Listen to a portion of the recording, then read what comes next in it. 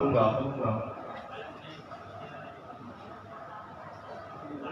تعالیٰ نے اس زمین پر جب انسان کو بھیجا تو اس انسان کو سنوارنے کے لیے، سجانے کے لیے اپنے نبیوں کو بھی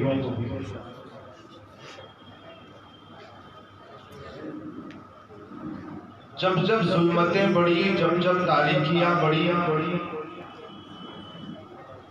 جب جب فساد پیدا ہوا، تو کبھی اللہ نے اپنے خلیل حضرت ابراہیم علیہ السلام کے ذریعے اس فساد کو، اس تاریکی کو ختم کرنے کا کام لیا۔ کبھی فرعون کے سامنے موسیٰ علیہ السلام کو کھڑا کر دیا۔ آدم علیہ السلام سے لے کر آقا علیہ السلام تک جب جب بھی انسانیت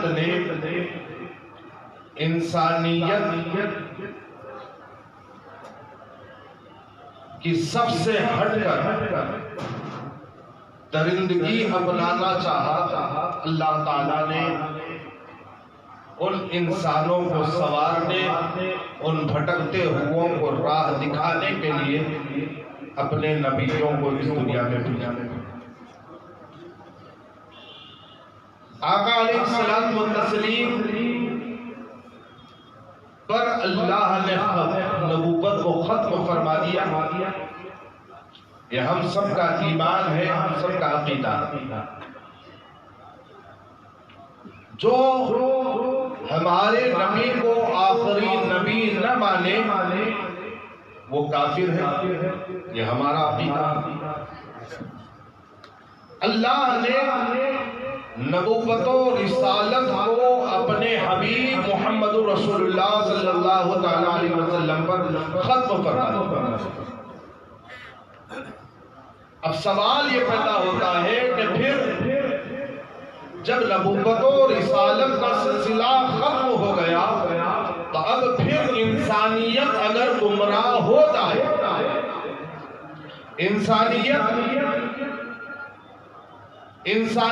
سے ہٹ کر ترقی کی طرف آ جائے تو پھر اب کون ہے، اب کون سی شخصیت ہوگی، کون سی ہستیاں ہوگی جو انسان کو سنوارنے کا کام کرے، سجانے کا کام کرے؟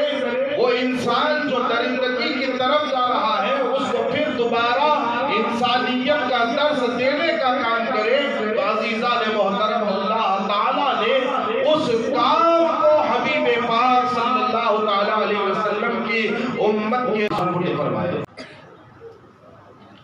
وہ کام جو آقا علیہ السلام تک نبیوں کے ذریعے لیا تھا، اب اس کام کو اللہ تعالیٰ نے حبیب پاک کی امت کے علماء اور صالحین کے سپرد فرمایا۔ اولیاء اللہ یا صوفیاء اعزاء، بات ایک ہی ہے، چاہے ولی کہے چاہے صوفی کہے، بات تو وہی ہے۔ کیونکہ صوفی وہ ہوتا ہے جس کا دل اللہ سے جڑا ہوتا ہے۔ میں زیادہ تشریح میں جانا نہیں چاہتا، بس آپ حضرات کی آسانی کے لیے عرض کرتا ہوں کہ چاہے آپ صوفی کہے چاہے آپ ولی کہے، بات وہی ہے، دونوں بھی اللہ کے دوست ہیں۔ آج کچھ ذہنوں میں یہ خیال آتا ہے کہ بھئی چھوچھا کرنے والا شاید صوفی ہوگا، تعویذ پلیتے کرنے والا شاید صوفی ہوگا۔ لوگوں کے ذہنوں میں یہ بات آنے لگتی ہے جب ہم کسی پیر کا ذکر کرتے ہیں، جب یہ مرشد کا لفظ استعمال کرتے ہیں تو فوری لوگوں کے ذہن میں خیال چلے جاتا ہے کہ بھئی نہیں، ایسا کرنے والے کو شاید مرشد بولتے ہوں گے، ایسے کرنے والے کو شاید ولی صوفی بولتے ہوں گے۔ دیکھیے، جو اللہ کے ولی ہوتے ہیں ان کے کام کرنے کے انداز بھی نرالے ہوتے ہیں. وہ نظر ڈالتے ہیں تو انسان کا کام تمام کر دیتے ہیں. ان کی دعاؤں میں اللہ تعالیٰ نے وہ طاقت رکھی ہے، جب وہ کسی کے لیے دعا فرما دیتے ہیں تو اللہ تعالیٰ ان کی دعاؤں کو قبول فرما لیتا ہے. تو وہ عرض یہ کر رہا تھا کہ جو کام انبیاء علیہ السلام کرتے تھے وہی کام امت کے صلحاء کے سپرد اللہ تعالیٰ نے فرمایا، اور صالحین نے، علماء حق نے حبیب پاک صلی اللہ علیہ وسلم کے دین مدین کی خدمت فرمائی. اور انشاءاللہ یہ سلسلہ صبح قیامت تک جاری رہے گا. تو عزیزان محترم، خلاصہ کلام یہ کہ اللہ نے جب ہم کو کسی صوفی کے دامن سے وابستہ کیا یا کسی ولی کے دامن سے وابستہ کیا تو اب ہم پر بھی کچھ ذمہ داری عائد ہوتی ہے. وہ ذمہ داری کیا ہے؟ حبیب پاک صلی اللہ علیہ وسلم کے دین کی مدد، دین کی نصرت. چونکہ اللہ تعالیٰ نے خود قرآن میں ارشاد فرمایا، تم میرے دین کی مدد کرو، میں تمہارے کاموں میں مدد کروں. تو اولیاء اللہ نے اپنی خانخواہوں سے صرف لوگوں کو مرید بنانے کا کام نہیں کیا. چونکہ زمانہ بدلتا جا رہا ہے، لوگوں کا ذہن بھی بدلتا جا رہا ہے، لوگوں کے خیالات بھی بدلتے جا رہے ہیں.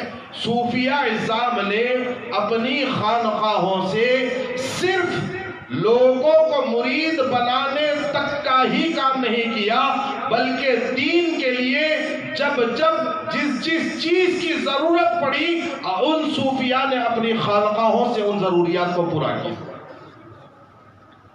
ورنگل کی تاریخ کا جائزہ لیجئے، زیادہ دور جانے کی ضرورت نہیں، کیونکہ ہمارا حال یہ ہے کہ ہم جس شہر کے ہیں ہمیں ہمارے شہر کی خبر نہیں. جب علاء الدین خلجی کا دور تھا اور ورنگل کاکتیہ حکومت کے زیر اثر تھا، علاء الدین خلجی نے سرکار نظام الدین محبوب الہی علیہ رحمت و رضوان کی بارگاہ میں معروضہ بھیجا کہ حضور میں آپ سے ملنا چاہتا ہوں. لیکن وہ سلطان علاء الدین خلجی نے دوسری مرتبہ اپنے شہزادے کو بھیجا تو شہزادے سے بھی یہی کہہ دیا کہ میں نہیں ملوں گا. علاء الدین خلجی نے حضرت امیر خسرو کا انتخاب فرمایا. حضرت امیر خسرو سے کہا کہ دیکھو محبوب الہی تمہاری بات کو نہیں ٹالتے، بس ایک کام کر دو کہ آپ کسی نہ کسی طرح محبوب الہی سے مجھے اجازت دلا دو تاکہ میں محبوب الہی کی بارگاہ میں حاضر ہو کر ان کے قدم بوسی کر سکوں. حضرت امیر خسرو اور سرکار نظام الدین محبوب الہی کی جو محبت ہے اس سے ہر عاشق واقف ہے، مزید اس بارے میں خلاصہ کرنے کی ضرورت نہیں. جب حضرت امیر خسرو نے بھی محبوب الہی کی بارگاہ میں سفارش پیش کی تو سرکار نظام الدین اولیاء کا فرمان کیا تھا؟ ملاحظہ فرمائے، نظام الدین اولیاء نے کہا کہ اے خسرو، میری خانقاہ کے 2 دروازے ہیں، میری خانقاہ کے 2 دروازے ہیں. اگر بادشاہ ایک دروازے سے آئے گا تو میں دوسری دروازے سے نکل کر چلا جاؤں گا. میں نہیں چاہتا کہ کسی دنیا دار سے میں ملوں، میں نہیں چاہتا کہ کسی بادشاہ سے میں ملوں، بس میرا کام نہیں ہے کہ میں دنیا دار سے ملوں. تو اس کے بعد علاء الدین خلجی نے محبوب الہی کی بارگاہ میں خط بھیجا کہ حضور میرا آپ سے ملاقات کرنا کوئی جاہو منصب کی لالچ میں نہیں ہے، بلکہ بات اتنی ہے کہ دکن کا ایک علاقہ ہے ورنگل، اور اس علاقے میں ایک حکومت ہے جو دوسروں کا کام کرتے جا رہی ہے، وہ نشانیاں ہر جگہ قائم کرتے جا رہی ہے. میں بالکل آپ حضرات سے اشارتاً عرض کرتے ہوئے اپنی بات کو آگے بڑھا رہا ہوں کہ وہ اس نے علاؤالدین خلجی نے محبوب الہی کی بارگاہ میں خط لکھا کہ ایک دکن کا ایک علاقہ ہے ورنگل، اور اس علاقے میں ایک حکومت ہے جو غیروں کا کام کرتے جا رہی ہے، میں چاہتا ہوں کہ وہاں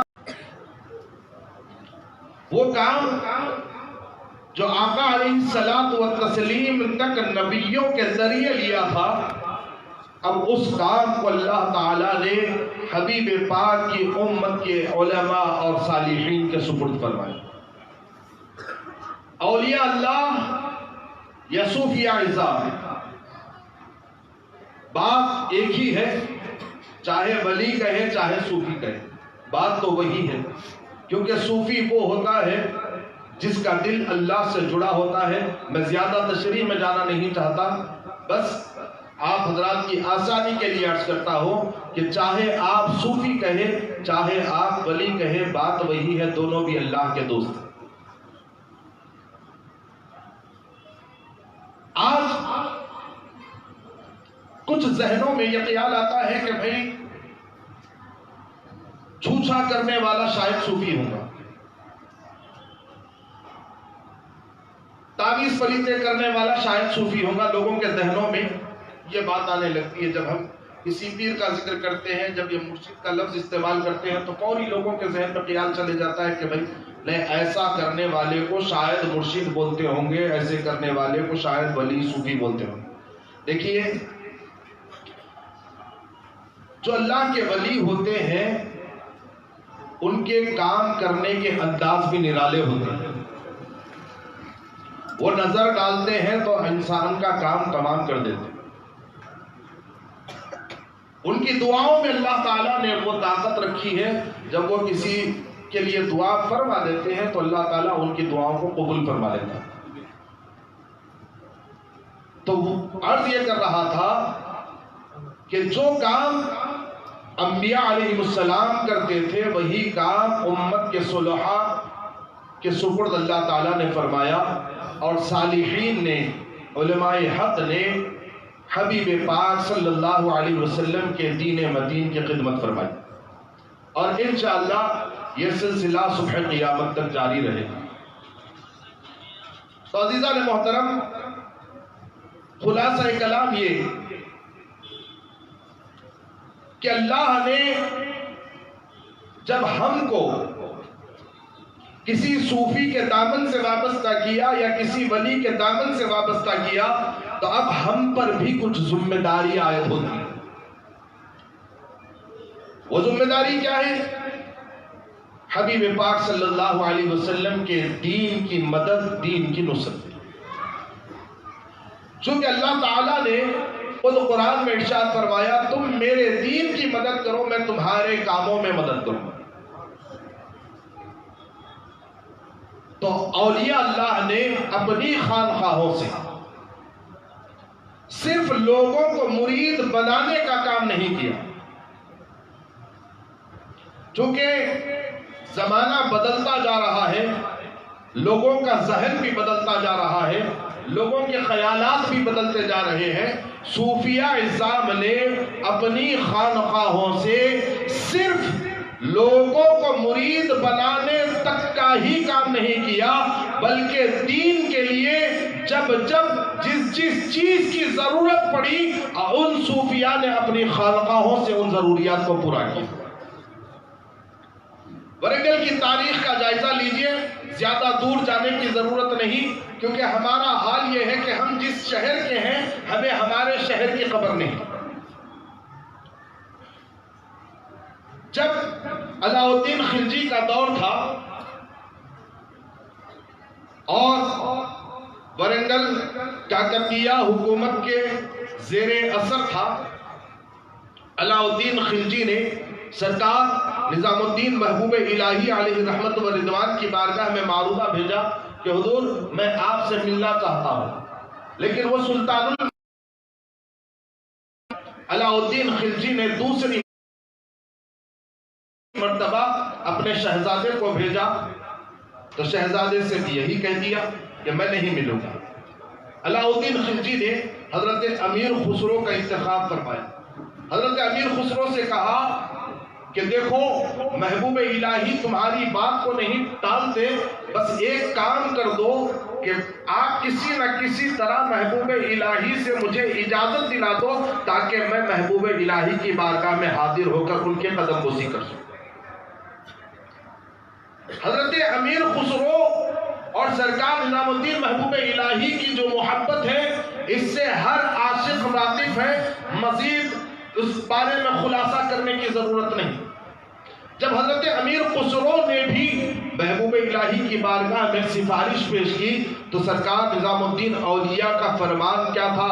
ملاحظہ فرمائے، نظام الدین اولیاء نے کہا کہ اے خسرو، میری خانقاہ کے 2 دروازے ہیں، میری خانقاہ کے 2 دروازے ہیں، اگر بادشاہ ایک دروازے سے آئے گا تو میں دوسری دروازے سے نکل کر چلا جاؤں گا۔ میں نہیں چاہتا کہ کسی دنیا دار سے میں ملوں، میں نہیں چاہتا کہ کسی بادشاہ سے میں ملوں، بس میرا کام نہیں ہے کہ میں دنیا دار سے ملوں۔ تو اس کے بعد علاء الدین خلجی نے محبوب الہی کی بارگاہ میں خط بھیجا کہ حضور میرا آپ سے ملاقات کرنا کوئی جاہو منصب کی لالچ میں نہیں ہے، بلکہ بات اتنی ہے کہ دکن کا ایک علاقہ ہے ورنگل، اور اس علاقے میں ایک حکومت ہے جو دوسروں کا کام کرتے جا رہی ہے، وہ نشانیاں ہر جگہ قائم کرتے جا رہی ہے۔ میں بالکل آپ حضرات سے اشارتاً عرض کرتے ہوئے اپنی بات کو آگے بڑھا رہا ہوں کہ اس نے علاء الدین خلجی نے محبوب الہی کی بارگاہ میں خط لکھا کہ ایک دکن کا ایک علاقہ ہے ورنگل، اور اس علاقے میں ایک حکومت ہے جو غیروں کا کام کرتے جا رہی ہے۔